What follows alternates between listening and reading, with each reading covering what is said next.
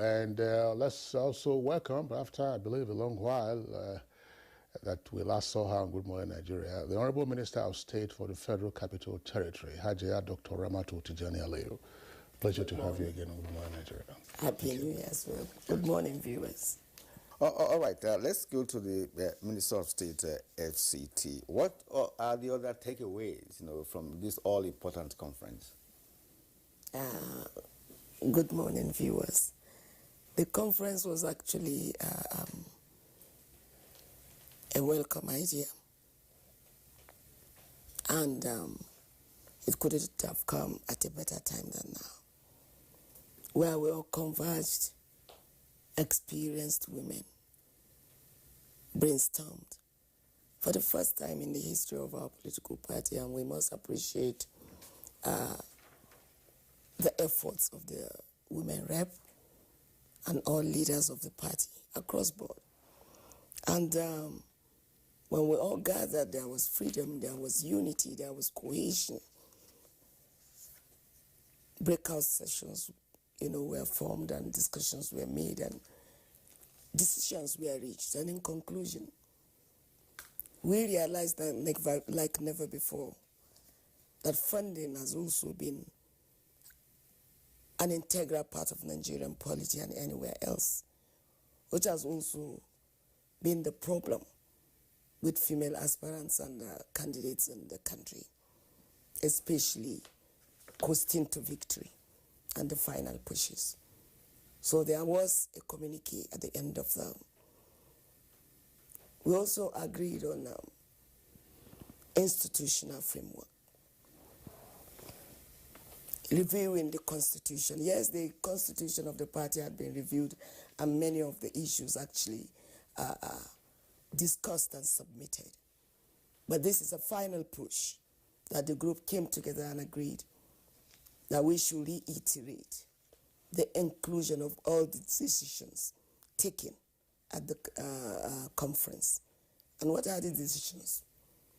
To expand the composition, or to include women in the NWC, more women in the National Working Committee, more women in the neck of the party, more women at the caucuses at various levels.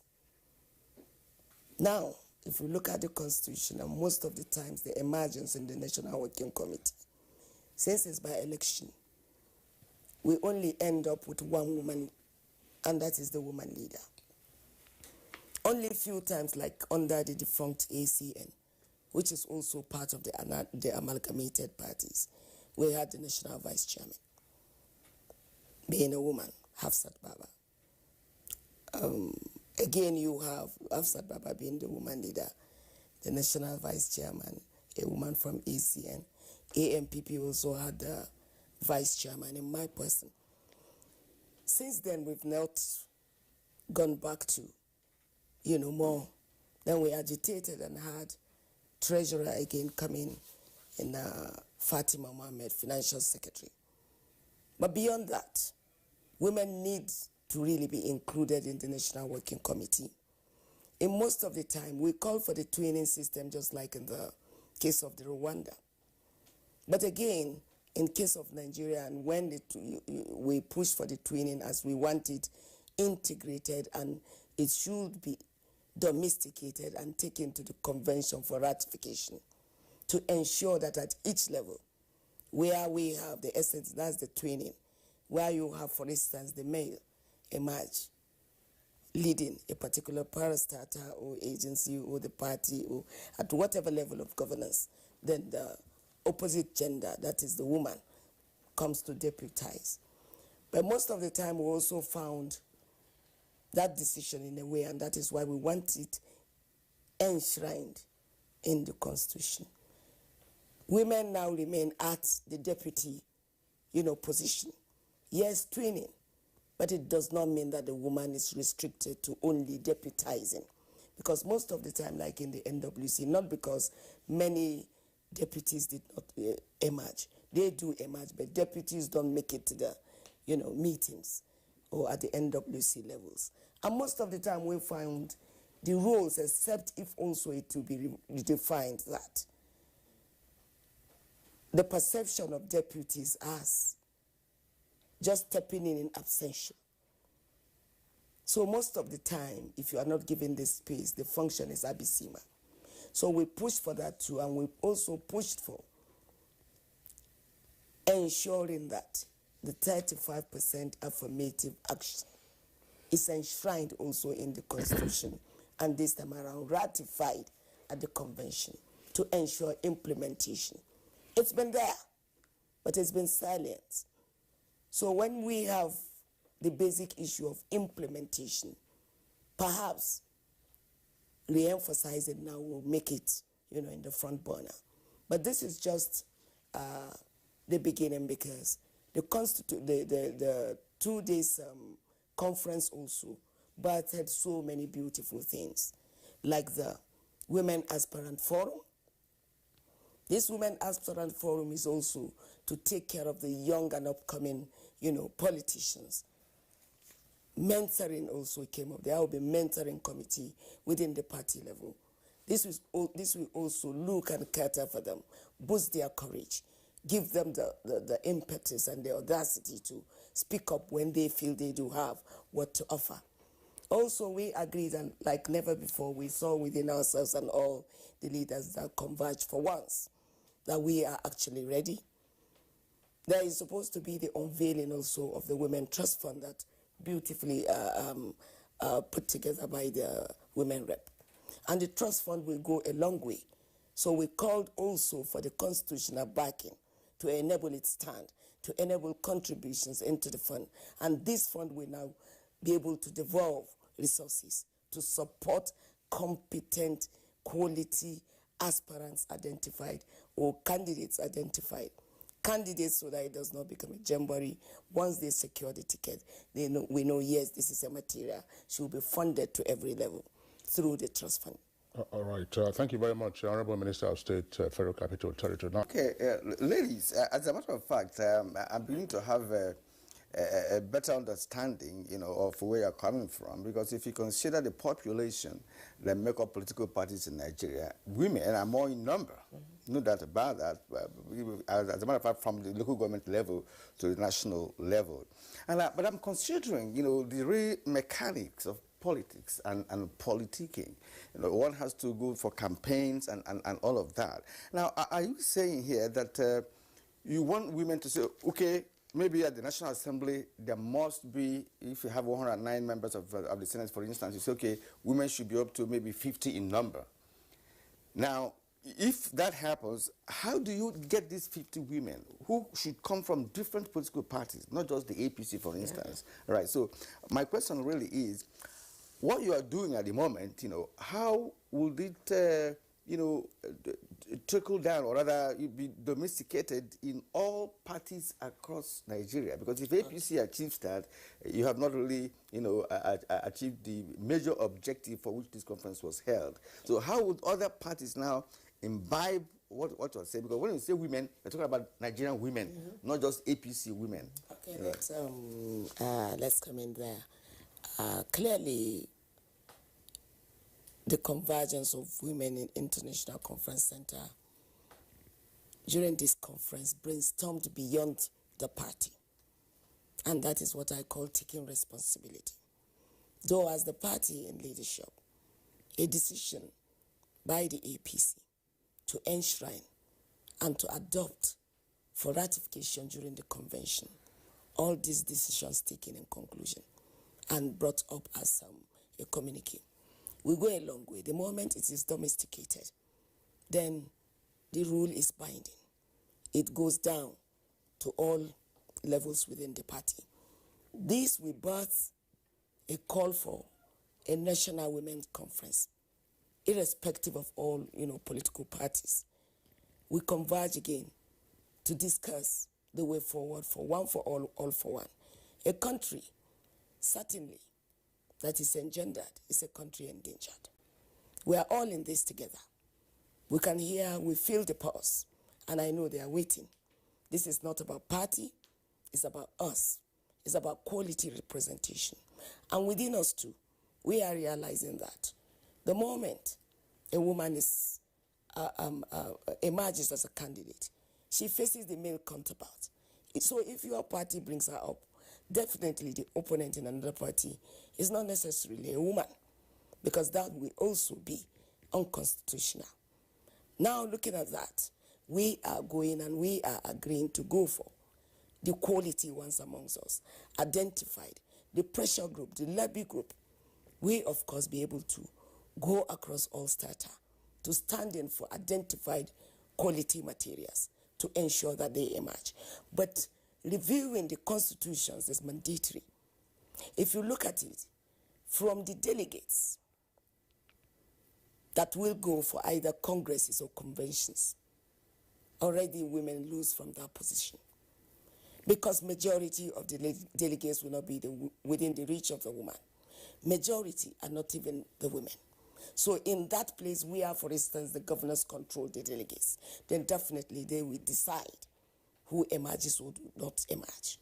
But to have it enshrined in the constitution, particularly to say, just like in the post-genocide Rwanda, to say, okay, for every result that will be turned down from a constituency, irrespective of parties, the same ballot paper, we will also be able to look at ourselves after that, convergence of women. We will not let out the cat.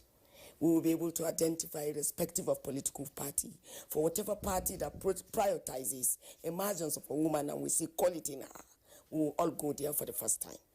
Because if this does not happen, to be like a revolution, we have the numerical strength, but we become the press singers. And if you look at it at the same time, we appreciate that power is not served a la carte. So we have the mentoring group. The mentoring committee, we groom. We speak to them. We catch them young. We also identify, because we have realized that we are yet to form the critical mass, even in the National Assembly, both Senate and Rep. These are places where the critical decisions are taken to push the bills for ratification or domestication of most of what we are calling for. The same thing at the party level, and that's why we are doing within our reach now to ensure, and we know our father, the president, listens. He also supports women.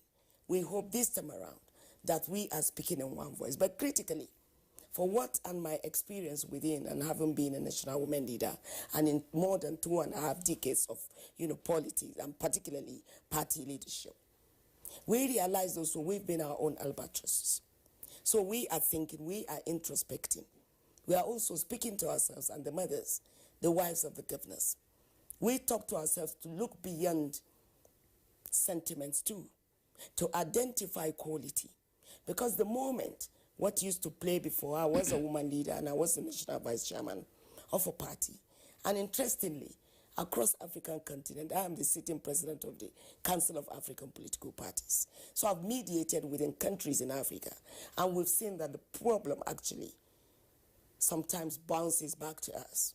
Because so long as a man wants to assist, and then we come in with petty issues, like trying to enforce or who we do not want to see, and making mediocrity take center stage, then we create an opportunity or avenue for the male folk to step in again, because no party wants to fail. So we are taking cognizance of that. And besides the lobby, awareness will be there. We'll also liaise and support our women rep and whichever woman emerges after the convention. And even if it is she, whosoever we find and wherever we find a woman, rally around her if it's a material, irrespective of party. So when parties know that this time around women are resolved to do that, I think every party will actually like the emergence of a woman. For the first time, I am one person, if you know by history, I've never cross-carpeted. I've remained a one-party system until the amalgamation of the political parties and the emergence of the APC.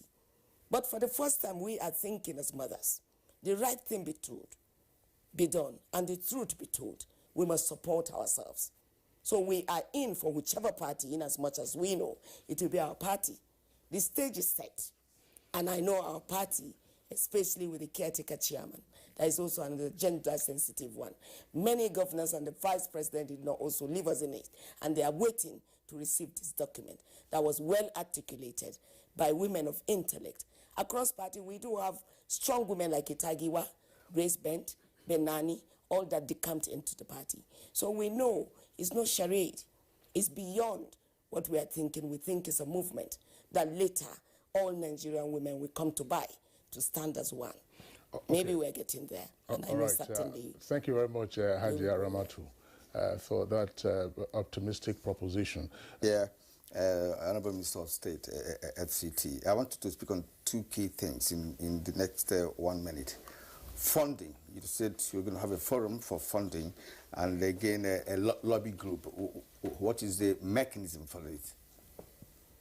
Good. The lobby group, first of all, the composition of women, the cream de la cream, women who know their onions, women who are well connected, well networked, with also the financial capacity, and with the grandstanding to even get support from banks and institutions to support candidates and members of this lobby and pressure group.